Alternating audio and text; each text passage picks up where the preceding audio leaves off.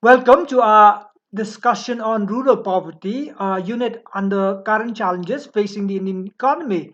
Today we'll look at the alternative opportunities to uplift the rural economy, that is diversification, such as livestock, fisheries, horticulture, information technology, amongst other. So, if we want to diversify in rural areas, it includes two aspects. One is to change the cropping pattern, change the ways we cultivate from two crops in a year to multiple cropping, three, four crops in a year. That might help in bringing about more crops to the farmers from a particular plot of land in 1 year. And by doing so, it'll bring about more income to the farmers. And the other aspect of diversification is to shift the workforce from agriculture to other allied activities, other activities that are nature based, similar to agriculture, such as livestock, poultry, fisheries, and also shift from agriculture to non-agricultural sector to non-farm, non-agricultural, such as other artisans like pottery making, like cane making, furniture, and so on and so forth. So this, these are the two aspects that we uh, can talk about bringing about a change in the rural employment from simply agriculture to agriculture with multiple croppings, number one, and shift to non-agriculture like rearing of livestock and fisheries, and also in other non-farm based activities. So diversification towards new areas is necessary, not only to reduce the risk, because if you concentrate only farm, only in cultivation, if there is crop failure, then there is a risk. So by diversification, it will also provide productive, sustainable livelihood, sustainable that you can depend on for a longer period of time for the rural areas. So that's about the way, the need for diversification. We can't depend on one activity only. We have to diversify. Agricultural employment activities are concentrated in the Kharif seasons. Season is the summer season, busy season, while the Rabi season,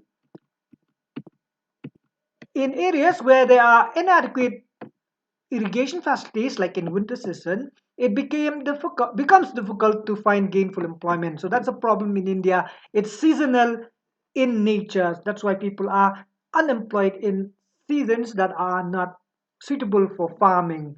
So therefore, there is a need for supplementary gainful employment to raise the level of income, to overcome the very chronic problem in India, rural India especially, that is poverty, okay, and tribulation. So if we want to change from the present scenario, we have to think different, we have to do different, we have to diversify. We can't do what we used to do all the time, because we have seen people suffer. So there is a need to focus now on allied activities similar to agriculture, but different in a way. They are non-farm employment and other emerging alternatives to of livelihood. There are new areas that we need to look at. As agriculture is already overcrowded, we know majority depending on it. Labor force now need to find another type of employment, alternative opportunities in non-farm activities. And non-farm has several segments in it. So we need to look at those non-farm, non-agricultural that people need to focus on now because of the problem faced in culture. The dynamic subsectors include agro-processing industries, those industries that depend on agricultural for their raw materials. For example, making of sugar from sugarcane, so to say, making of cotton textile from raw cotton. You have to cultivate first. These are the industries that You need to look at food processing industries. Food processing, um, those industries also require inputs from agriculture, but you need to process them to sustain their shelf life so that they can be used for over period of time. So you need these new fields nowadays.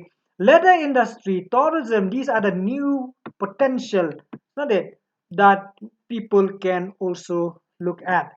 But seriously, lack infrastructure and other support. But now it's a problem because we don't have much of the uh, infrastructure to support them. Um, we need machineries, we need power, we need credit, we need those, but at the moment there is uh, these are inadequate. Okay, so the other activities non-farm we can look at is pottery, crafts, handloom, etc. Okay, and if you look at the way people are employed in rural areas, women find employment in agriculture mostly, and men generally for non-farm. Non-farm um, are mostly been um, practiced by employed only for men. But in recent times, women have also begun looking for non-farm jobs. So there is a change now in terms of gender and how people are working. Not it usually men in women in the field, in the paddy fields, but men are mostly in agro-based industries. But now somehow even women have joined in. The first alternative that we are talking about to diversify in rural area is animal husbandry. Although these are in existence because mostly farmers they combine, they mix crop livestock farming system. They used to cultivate, they have livestock at the same time, such as cattle, goats, fowl. Not that these are in existence. And if you look at the table, you'll find in India in 2012 how in rural areas they practice animal husbandry. You'll find more, almost 60%, almost 60% of the people are rearing, keeping poultry. Then next, cattle and buffaloes, sheep and goats, pigs and others. So there is a practice of animal husbandry because it adds to the additional income of the farmers. They provide increased stability in income, food security, transport, fuel, and nutrition for the family. Okay, and if you look at this animal husbandry by rearing livestock, over 70%, 70 million small and marginal farmers, including landless laborers, are also practicing it. And a significant of women also employed in this activity. So that is one new way of looking at it, even though it's still in existence, but we can concentrate on it because it adds to the additional income. It adds to the income of the farmers. An example we look at here is that through livestock give rise to the dairy sector producing milk. In India, dairy sector over last 3 decades has been quite impressive, increased by more than 8 times in 60 odd years. So there has been an increase in milk production. And there is one operation like Green Revolution Agriculture. Here we have the Operation Flood implemented and has greatly helped production of milk. So what is Operation Flood? It is a system whereby all the farmers can pool their milk produced according to different grading, different quality, and the same is processed by them and marketed to urban areas through cooperatives. Cooperative system is very important in rural areas because individually they are weak together, they become strong, they pool resource together, they can sell at a commanding price. So they are getting a good price for the product, and that's why increase their income. Example we have seen before, Gujarat is the model state where people are beneficial from dairy products, especially milk. Milk. Others, other products meat, egg, wool, and other products are also emerging from livestock, which is another source of livelihood for people. So that's about first alternative um, ways for apart from agriculture, which is the part of diversification. The second diversification aspect is fisheries. Fisheries, where they have to depend on water body and they regard as a mother or provider. Water bodies consist of seas, oceans, rivers, lakes, natural aquatic ponds, streams. Now that these are water bodies that can generate uh, fisheries. And nowadays, because of new technologies in fisheries and aquaculture in breeding fishes, development of fisheries have come a long way. And if you look at how much we stand production from inland sources, about 60% means like lakes and rivers. But the rest of it, 36% of what we produce from the water body is the marine or from seas and oceans. So mostly come from inland like lakes and rivers to produce a good amount of fishes. Today, total fish production accounts for almost 1% of what we earn in India comes from the production of fish. So we are good at it. I mean, that means there is a development in it, especially in West Bengal, Andhra Pradesh, Kerala, Gujarat, Maharashtra, and Tamil Nadu. But you'll find a large majority of them, of those people depending on it, families are poor, rampant unemployment, low per capita, absence of mobility of labor, and high rate of illiteracy and indebtedness. We do find problems there like problems in agriculture. And these are the major problems that they face today. And if you look at gender wise, you will find women are not involved in active fishing, but they are engaged in export 60% and internal marketing, selling in the market 40%. Okay, so if we want to develop fisheries, we need to increase credit, very important, and also setting up of cooperatives like a self-help group for fishermen to um, meet the requirements of the market in this sector. So that's the second diversification aspect. Thirdly, very important nowadays, horticulture. Horticulture is growing of fruits, vegetables, tuber crops, flowers, medicinal and aromatic plants, spices, and plantation crops. These are the types of products from horticulture. And India is well placed because of the conditions, climatic and soil condition favorable for cultivating these fruits and vegetables.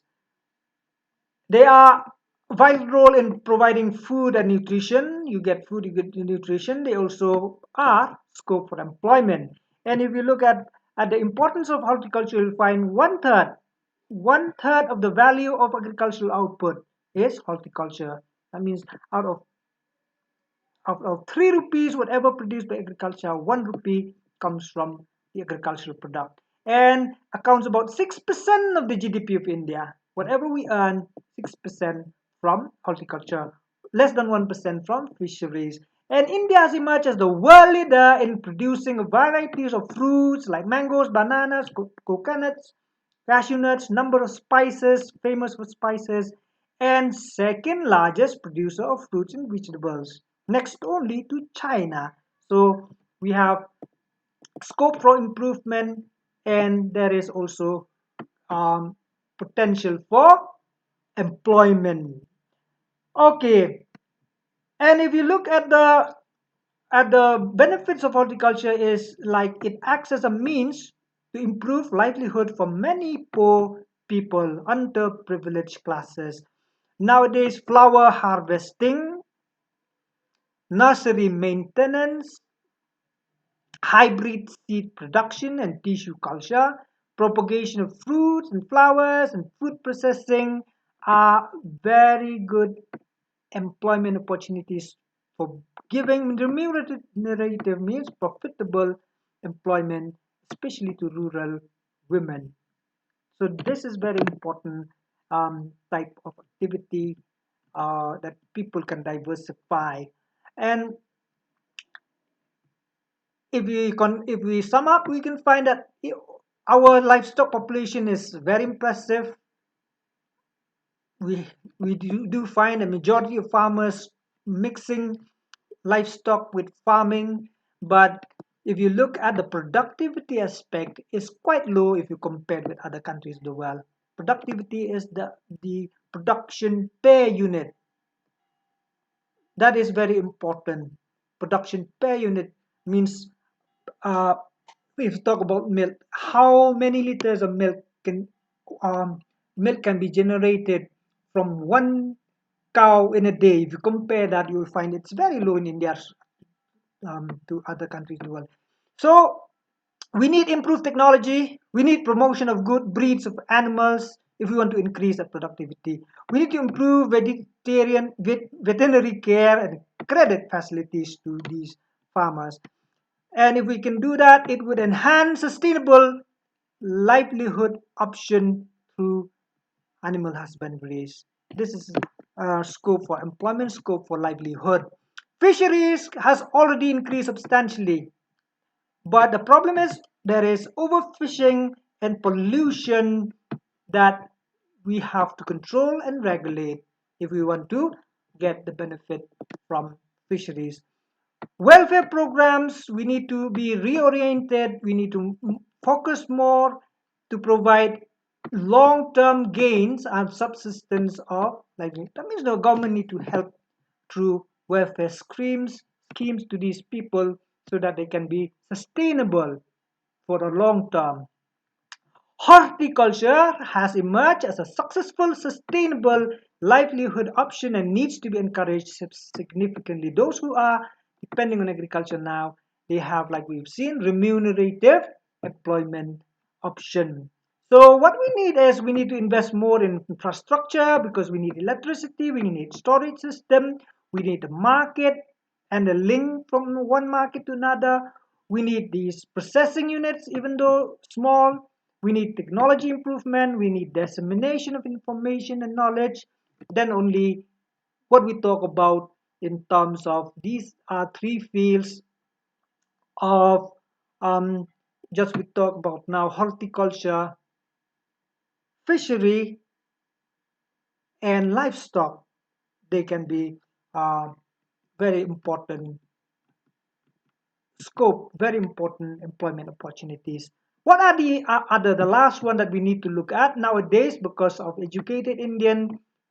IT, information technology, can be another source of alternative livelihood because it can play a critical role in achieving sustainable development and food security in the 20th century because these can provide appropriate information because through information technology we get information which is um, prompt, which is at the moment, but it's not it.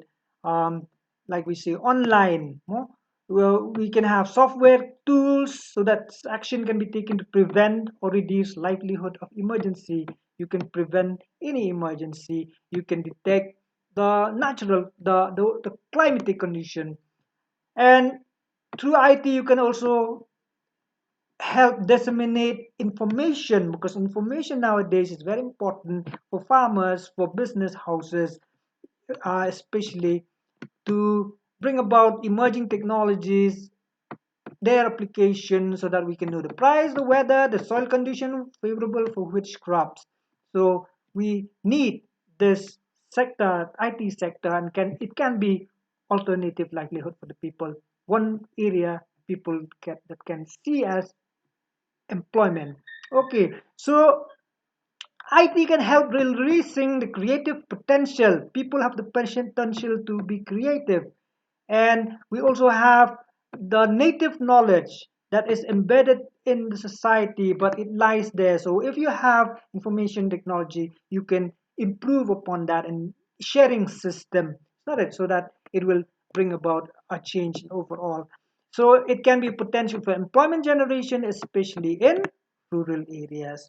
So these are the four. I say four because uh, we talk about livestock, talk about fisheries, horticulture, and IT sector that can act as a catalyst to change the environment, is the situation of rural people who largely depend on agriculture. So by now, you'll be able to bring about importance of animal husbandry, or livestock, fisheries, horticulture as a source of diversification. So that's about diversification that is very much required in rural areas.